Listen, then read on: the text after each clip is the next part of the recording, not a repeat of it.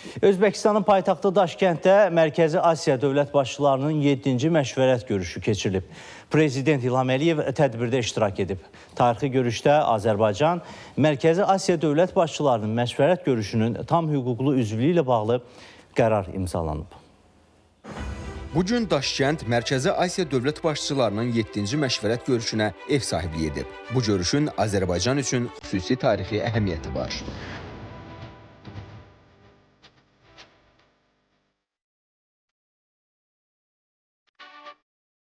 Azərbaycan Respublikası Prezidenti İlham Haydarovich Aliyev cənabı aliləri.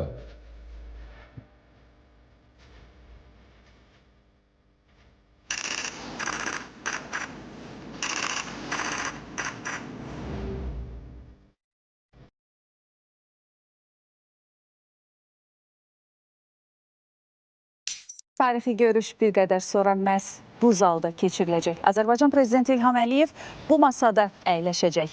Dəyirmi masa artıq liderləri qarşılamağa hazırdır.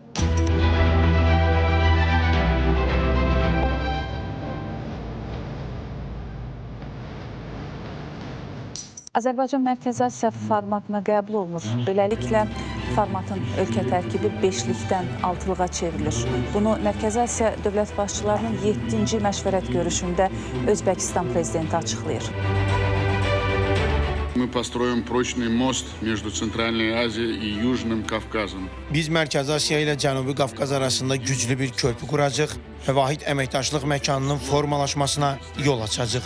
Bu, sözsüz ki, hər iki regionun strateji qarşılıqlı əlaqəsini və dayanıqlılığını gücləndirəcək. Azərbaycanın Mərkəzi Asiya dövlət başçılarının məşvərət görüşləri formatına qoşulması ilə regionumuzun qlobal miqyasda səsi daha əhəmiyyətli olacaq. Bu vacib qərarı qəbul etdikləri üçün bütün həmkarlarıma səmimi qəlbdən təşəkkürümü bildirmək və məşvərət görüşlərinə tam hüquqlu iştirakçı qismində qoşulması münasibətilə İlham Heydəroğlunu təbrik etmək istəyirəm.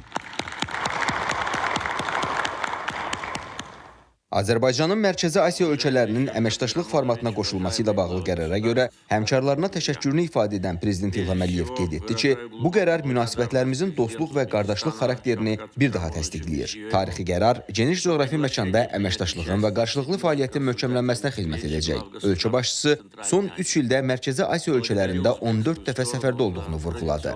Bildirdi ki, bu gün Azərbaycanla Mərkəzi Asiya dövlətləri arasında münasibətlər xüsusi xarakter daşıyır. Bizi çoxəsrlik ortaq tarix, mənəvi və mədəni irs, qardaşlıq, dostluq, həmrəylik birləşdirir.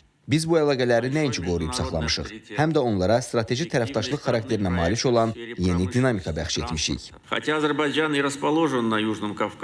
Azərbaycan Cənubi Qafqazda yerləşsə də, bugün fəal qarşılıqlı fəaliyyət sayəsində Mərkəzi Asiya və Azərbaycan artıq qlobal miqyasda nüfuzu əhəmiyyətli dərəcədə artan vahid geosiyasi və geoiqtisadi regiondur. Biz müxtəlif beynəlxalq təşkilatlar çərçivəsində uğurla əməkdaşlıq edirik. Bir-birimizin təşəbbüslərini dəstəkləyir, qlobal və regional problemlərin həllində ümumi yanaşmalar işləyib hazırlayırıq.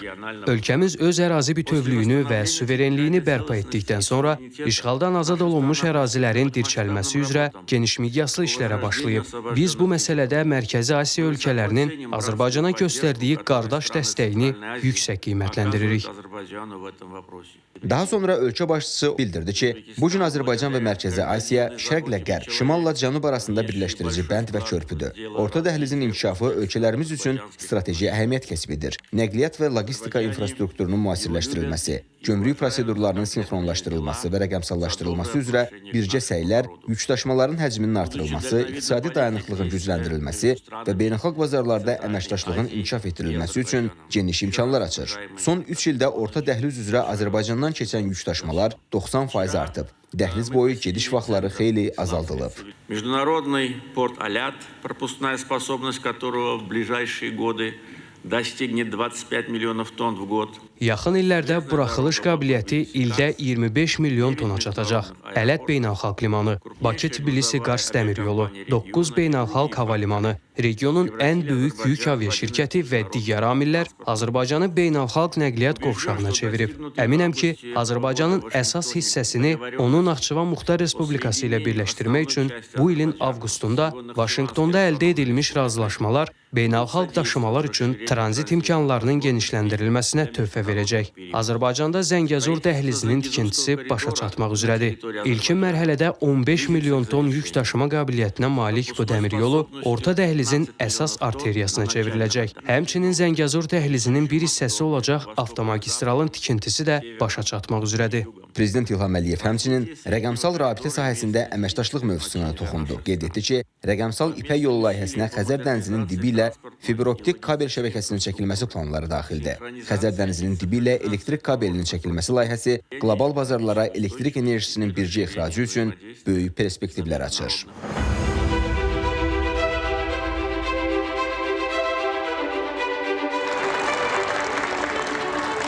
Görüşdə çıxış edən Qazaxıstan prezidenti Kasım-Comart Tokayev bildirdi ki, Azərbaycan regional əməkdaşlığın möhkəmləndirilməsində əhəmiyyətli rol oynayır. Qırğızıstan prezidenti Sadır Japarov isə vurğuladı ki, Azərbaycanın formata qoşulması Mərkəzi Asiya üçün, xüsusən də beynəlxalq tranzit, logistika və enerji sahələrində əməkdaşlıq üçün yeni imkanlar açacaq. Günay Yılmar qızı, Ramin İsmailov, Əhməd Məmmədov, ATV Xəbər, Özbəkistan, Daşkənd.